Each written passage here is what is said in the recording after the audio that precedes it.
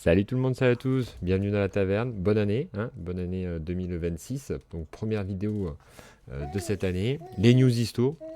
Avant de commencer, je vais faire un petit point sur cette année 2025, comment elle s'est passée pour la chaîne.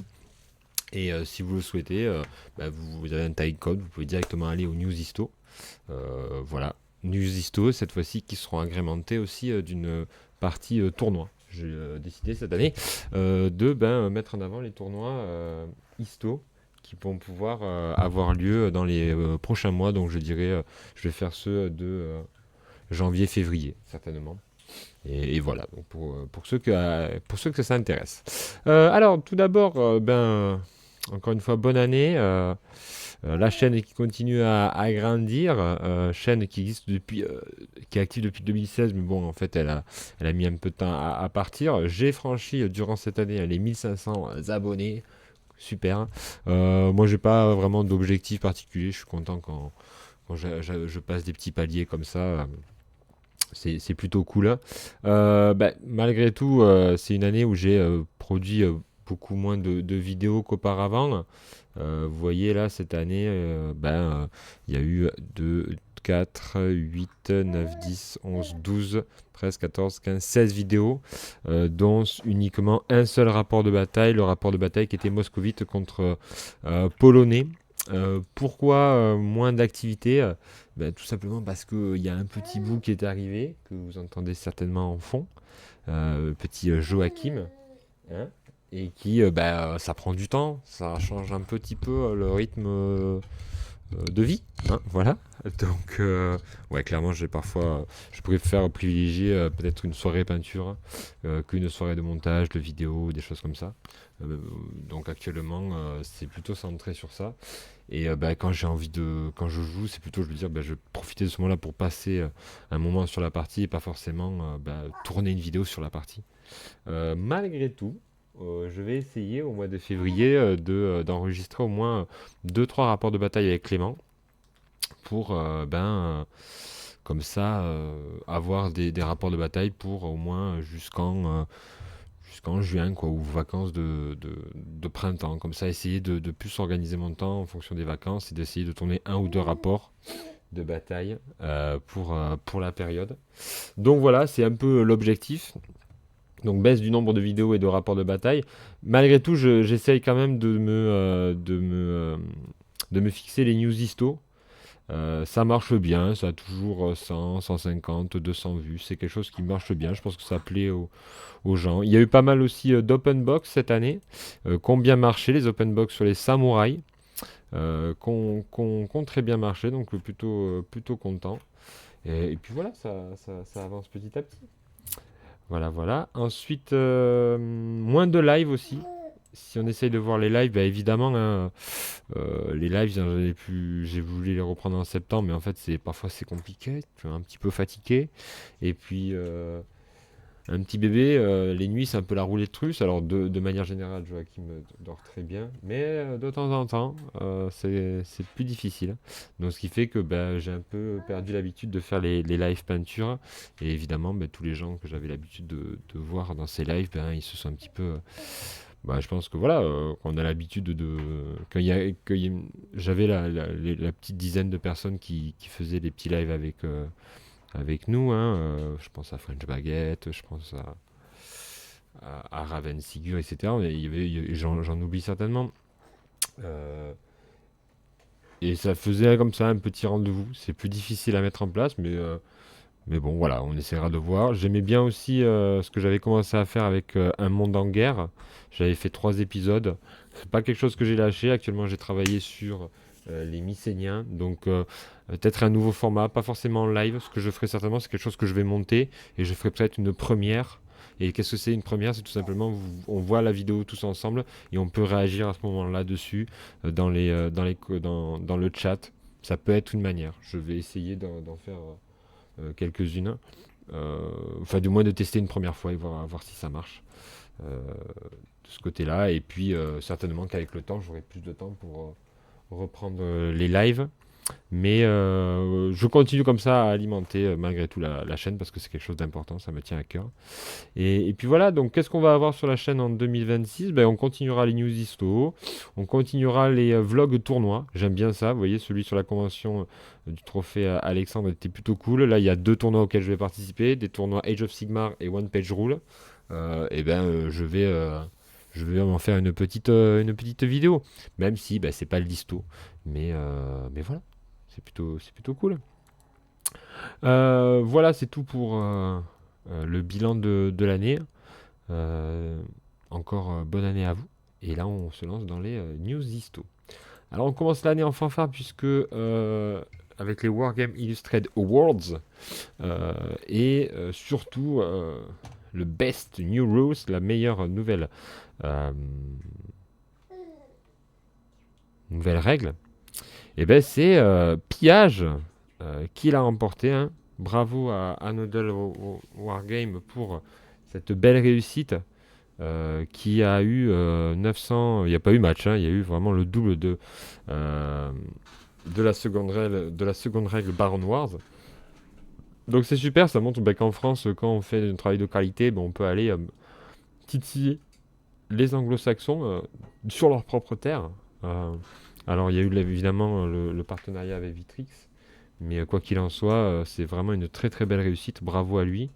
Il y a Art de la guerre qui s'est imposé en Angleterre comme étant la référence en termes de médiéval fantastique en 15 mm, et bien là, en termes d'escarmouche à présent, il y a Pillage. Saga, je pense que c'est des Français aussi qui l'ont fait.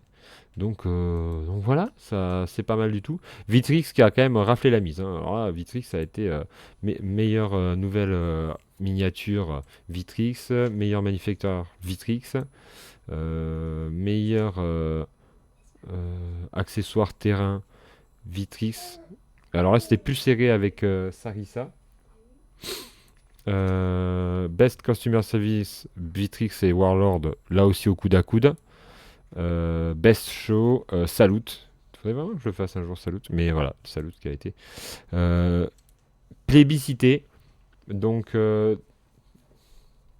quoi qu'il en soit, si vous suivez les news histo, c'est un fabricant qu'on voit régulièrement hein, dans les news. Donc, c'est tout à fait normal. D'ailleurs, est-ce qu'on n'irait pas voir qu'est-ce qu'ils ont à proposer de nouveau, Vitrix. Donc là, c'était le message comme quoi ils étaient contents, ils avaient gagné pas mal de prix, ils mettaient un petit peu des qu'est-ce qui va suivre. Donc là, certainement un bâtiment, on voit une sorte de ferme, certainement. Et ici, hein, là, ça ressemble à, comme toujours, âge sombre, peut-être des Irlandais, ou du moins des. Euh, Toujours dans cette idée d'âge sombre, et là c'était le 19 décembre, et je pense que j'avais dû faire une vidéo sur ces Medieval Crossbowmen archers. Clairement, Vitrix a vraiment monté en puissance tout au long. On a suivi hein, cette montée en puissance sur les news histo, qui en fait certainement l'un des leaders en termes d'historicité pour les figurines. On passe à Fireforge Game, lui aussi, hein, qui s'est imposé tout au long de l'année sur la gamme Samouraï. Alors, j'ai pas encore eu cette gamme, puisque je me suis mis une petite résolution cette année, c'est d'acheter moins de figurines. Et étant donné que j'en ai pas besoin, pour l'instant, je n'ai pas programmé d'acheter cette box. Si on me l'envoie gentiment, je la prendrai, mais non, pour l'instant, pas prévu actuellement. Fireforge, donc avec ses moines, toujours de très grande qualité, vraiment très très bien. Comme d'habitude, ce que je reproche à Fireforge, c'est le manque de communication sur ce qui vient par la suite. C'est un petit peu dommage. Voilà. Je continue peut-être sur le 28, autant enchaîner avec le 28 avec Warlord. Warlord qui c'était sur l'armée de départ pour le Japanese Starters Army pour l'armée japonaise en Bolt Action. Et il y avait aussi l'armée jacobite de John Stallard pour la taille Epic. Donc c'est du Highlander hein, pour les révolutions jacobites. Donc on continue à recycler hein, les, les produits qu'ils ont. Voilà, les nouveautés, je pense que j'ai fait le tour. Les nouveautés, ça on avait vu la dernière fois. Et les précommandes, il y en a aussi les précommandes, il y a ça, voilà, le lance-roquette Xilandus. Voilà, c'est pour l'armée américaine, donc de l'artillerie. On passe en 15 mm cette fois-ci avec Eureka Miniature qui propose des nouvelles figurines pour les Sumériens en 15 mm. Voilà. Eureka Miniature, qui fait toujours de très belles gravures. Kurashan qui propose des nouveaux cavaliers pour la classique fantasy, mais qui peuvent faire aussi de très bons armées. Alors pas les ogres, mais tu vois, ça peut très bien faire de l'arabe médiéval. Pareil pour cette cavalerie-là, donc qui peuvent être utilisées en histo. On part sur de l'infanterie assyrienne avec Bacchus 6 mm. Donc là, pour ceux qui aiment bien les toutes petites tailles, ça on le met là, ici. Chez Kurashan Miniature, on a des nouveaux archers Emishi pour la période Ritsuryo et Heian, donc période japonaise. Ils avaient déjà fait une bonne partie, ils avaient fait quelques références, et là ils ont fait les cavaliers Emishi. Je dois avouer que, à part le fait qu'ils aient une barbe, il n'y a pas trop de différence avec ceux-ci. Voilà, voire ok. Chez Spectre Miniature, ça fait plusieurs fois qu'on voit des news de chez eux, la section de Britannique en news. Ensuite, chez Guerre civile espagnole, on a des nouvelles miniatures chez Chan Miniature. Donc un espagnol. Les nouveaux, voilà, c'est ça. C'est l'infanterie républicaine avec mortier, infanterie républicaine mitrailleuse. C'est l'infanterie républicaine qui vient d'arriver, donc c'est tout nouveau. Chez Chan Miniature. Chan Miniature que j'avais découvert puisqu'il faisait il me semble, des drapeaux. Peut-être, je crois que c'était ça, c'est des drapeaux. Ouais, je crois que c'était des drapeaux. Hein, qui faisait. Voilà. À confirmer. Mais j'ai déjà vu pour le napoléonien en 15 mm aussi.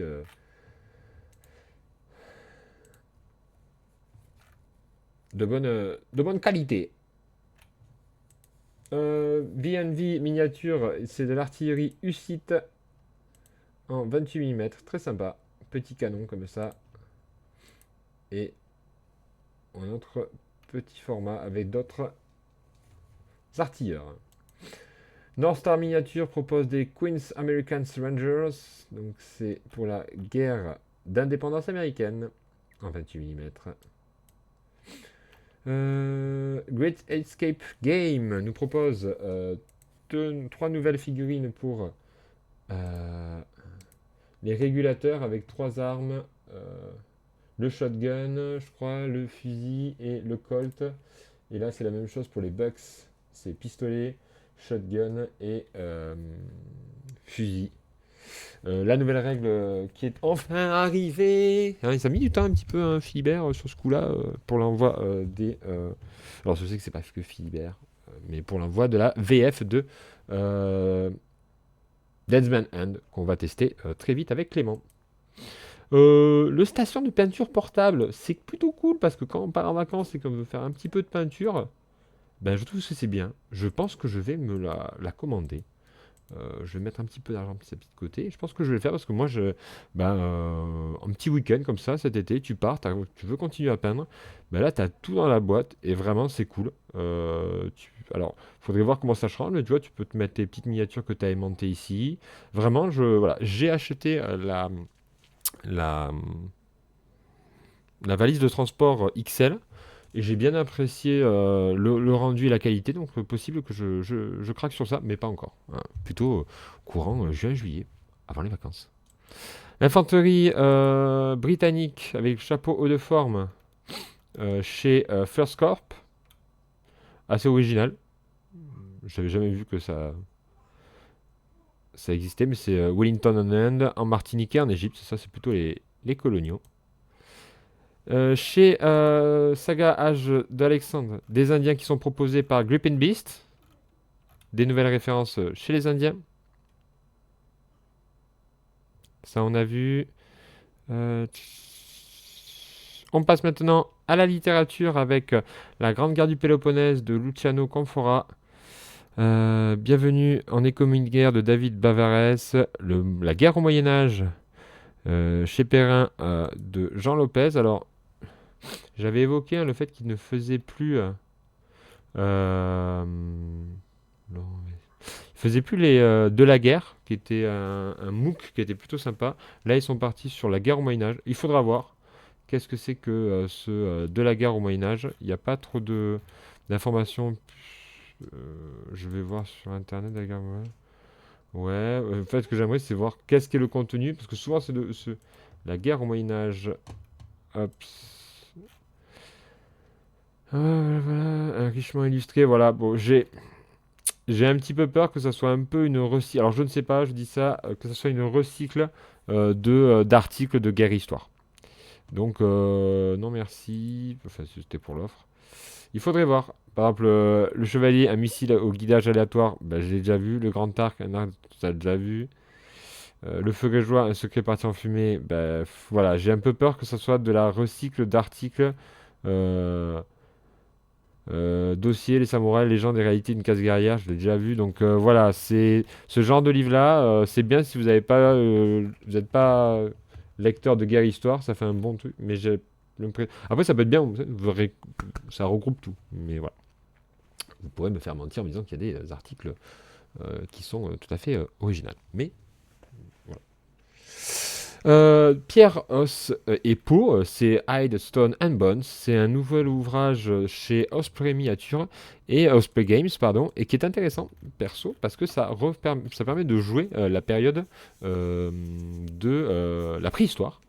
Donc on nous dit que ça permet avec le système d'un des 10 de pouvoir gérer une bande dans un jeu d'escarmouche et de survie préhistorique. Honnêtement, je suis très intéressé, non pas pour le jouer, mais pour le côté histoire et travail avec les élèves en fait. Je me dis que ça pourrait être une super activité avec les élèves, se dire ben voilà, on va jouer un groupe d'hommes préhistoriques et voir sur 2 séances ben, comment ils arrivent à survivre en mettant en scène un peu avec un joli format, je peins les figurines et tout, et on fait une sorte de petit jeu comme ça sur bah, c'est quoi être un homme préhistorique, c'est quoi le groupe, comment il vit, c'est quoi leur danger. Ça permet de voir un peu. Donc je pense que je vais essayer d'étudier ça pour travailler ça avec mes élèves en sixième. Voilà. Je pense que je prendrai la version numérique. Ensuite, on continue ici avec les nouveautés. Donc, également disponible ce voici Italian Adriatic Fleet. Pas mal de navals. L'armée séleucide, intéressant. Okinawa 45. Les forces spéciales américaines. Soviet in Stalingrad.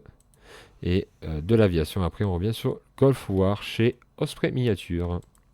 Chez Elion, on a Bad War Story. Ok, là on a l'infanterie française durant la guerre de 7 ans. Pas mal de trucs plutôt modernes.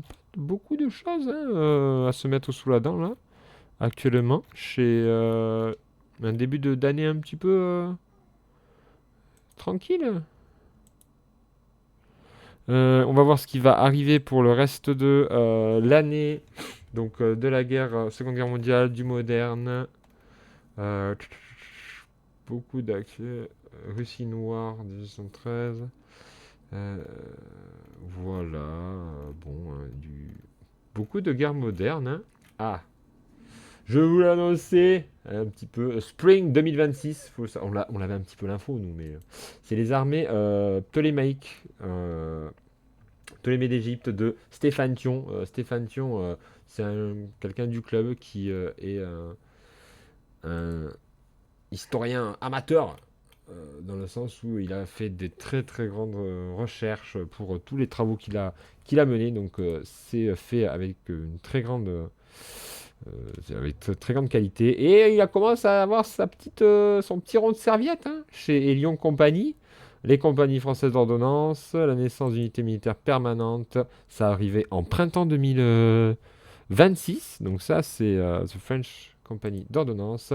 Les armées, la bataille de Fribourg, et là, les armées françaises de la guerre de 30 ans, c'était une réédition de ce qu'il avait fait, évidemment, euh, avec un peu plus de contenu. Donc super, bravo Stéphane, c'est un bel accomplissement de pouvoir être publié.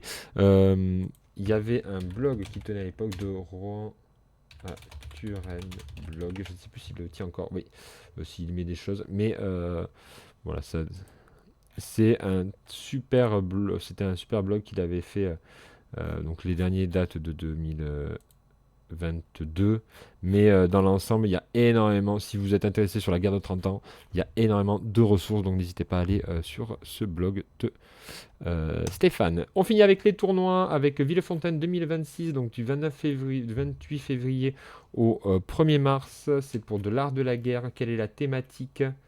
Chaque joueur peut mettre une marge de fin amphibie, ok. 500 points, 4 corps, 300 points, 4 corps, donc c'est en doublette. Il y a une règle particulière, donc des assauts amphibies. Ok, nouveau, c'est bien, il faut un petit peu renouveler. Tant mieux. Donc ils ont corrigé la règle de navire, etc. Nous avons. Voilà, donc voilà, il y a l'inscription, n'hésitez pas, c'est toujours bien en doublette. Je crois que chez nous, il y a Jean-Louis qui monte. Ensuite, il y a le tournoi Achille à l'art de la guerre en 200 points, c'est sur Lyon, il me semble. Un seul éléphant ou chameau autorisé pour les listes féodales. Et puis c'est tout. Voilà. Donc j'espère que vous avez apprécié cette nouvelle news histo. Moi je vous dis à très vite sur la taverne. Et encore une bonne année 2026. Allez, ciao.